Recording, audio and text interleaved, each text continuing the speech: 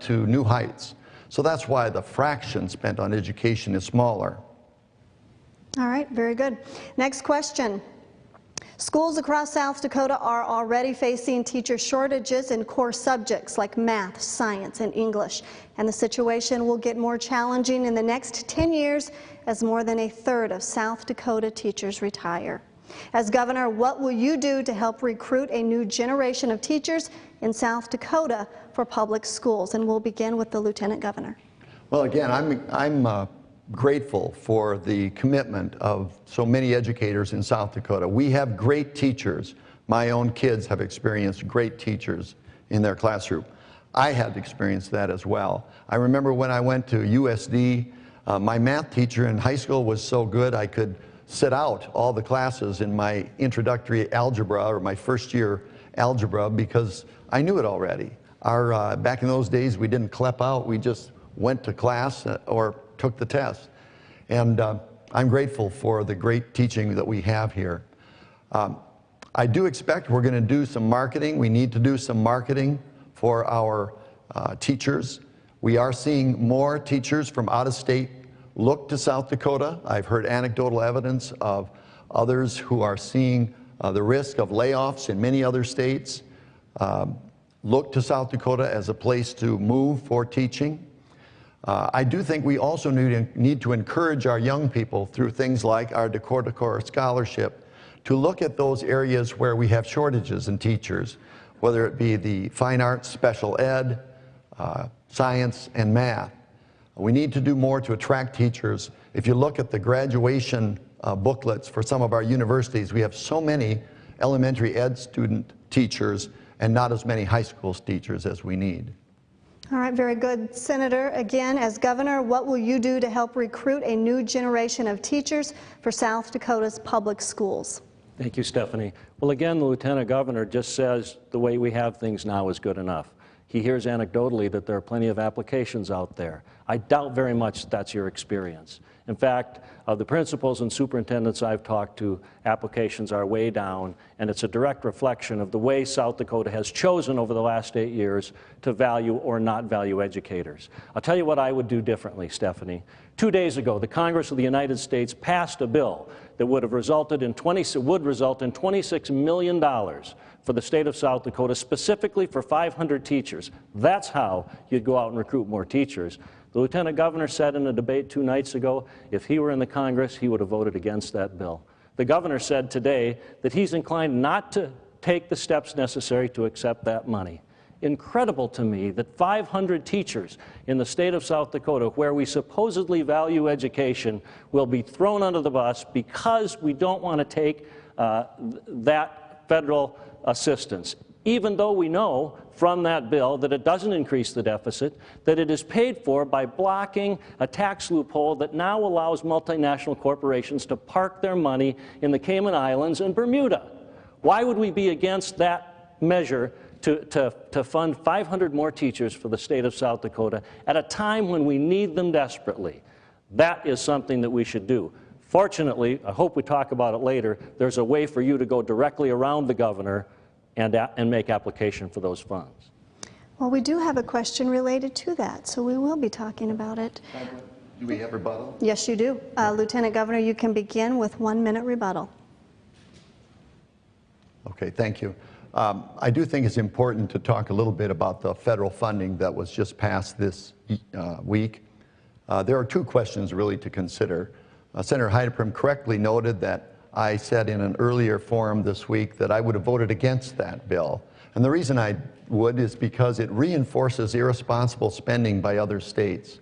South Dakota balanced our budget this year without raising taxes and without using any of our reserves. Many other states are in dire financial trouble, and this bill bails them out and allows them to not take the steps they need to take to discipline themselves. The second question is whether we should accept the money, and whether we should accept it is dependent upon the strings that are attached. The bill is very vaguely written, and the regulations will define what South Dakota must do. If it means we must raise property taxes, or we must hire teachers now that we'll have to fire later, I think we should look carefully at those rules before we make a decision. Okay, very good. Time for rebuttal for you, Senator. Yes, I actually read the bill today, twice. There's nothing in there about raising property taxes, as the governor fears. It is $26 million and 500 teachers for a state that desperately needs to attract both. Now, the strings that are supposedly attached, I couldn't find them anywhere in the bill. It's a very straightforward attempt to get assistance to states. As far as irresponsible behavior being encouraged, let me tell you this. Time magazine on June 24th, just a month and a half ago, did a very interesting survey. The cover story was called The Broken States of America. And they compared the management of the various states. South Dakota got a 9.0. That's a comparison between your debt coming up and your revenue stream. California, the poster child for mismanagement, a 9.1. That's how well we've been managing the state of South Dakota for the last 8 years. That's what has to stop. Okay, we'll move on to question number 3. Governor Rounds supported the establishment of voluntary standards for pre-kindergarten education, but legislation has not passed the South Dakota legislature. Do you believe our state should establish pre-K standards, and why? And we will begin with Senator Scott Heideprem. For 4 years, Stephanie, I have been a co-sponsor of pre-K legislation in the state Senate. Each of those years, with bipartisan help, we passed pre-K voluntary standards with no dollars attached.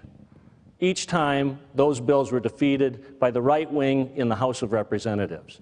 I was delighted to hear that the governor has now come on board. I was disappointed to hear that the lieutenant governor still opposes voluntary standards for pre-K. Now, what's that mean? Here's what it means. According to the Federal Reserve in St. Paul, every dollar you do invest in pre-K results in a 17-to-1 return in terms of corrections budgets you don't have to fund, in terms of increase in revenue streams. But what's the argument we hear from the right wing about pre-K? The argument is this: why doesn't mom just stay home with those kids? That's the argument people use on the floor of the legislature. And we remind them that South Dakota leads the nation in the number of two-income earning households. 77 to 80% of South Dakota homes, both mom and dad have to work. And in 40% of those homes, mom is the primary breadwinner. So to say, Mom, why don't you just stay home with the kids, might have been something that resonated 40 years ago, but it doesn't recognize the reality of today's families. Pre-K is essential if South Dakota is going to get those kids into shape for when they get to kindergarten and later. 3 and 4 years old is the most critical time. We know that from science, the most critical time to intervene in a child's life. All right, Lieutenant Governor, do you believe our state should establish pre-K standards, and why? Well, I don't disagree that voluntary standards for pre-K are a good thing. What I disagree with is the notion that the state should be the decision maker in that regard. Right now we have school districts that are adopting standards for pre-K education. We have independent organizations that establish standards in all sorts of areas. When I worked at Children's Home Society, we were accredited by the Joint Commission on Accreditation of Healthcare Organizations, now known as the Joint Commission. That's not a governmental body. It's an independent body separate from government. And they established difficult standards to meet, and we met them, and as a consequence, governments around the world or around the nation use those accreditation standards as a measure of quality. So I don't oppose the notion of quality, a good housekeeping seal of approval, but what I do disagree is the notion that the state should do it. The reason that this bill was rejected 4 times over the last 5-6 years is because it is the precursor to more money spent outside the K-12 system. If we have extra money, let's spend it on K-12. If there's a need for K-12 additional funding and we've got money, let's put it there. Let's not add to the state's expense burden in other areas.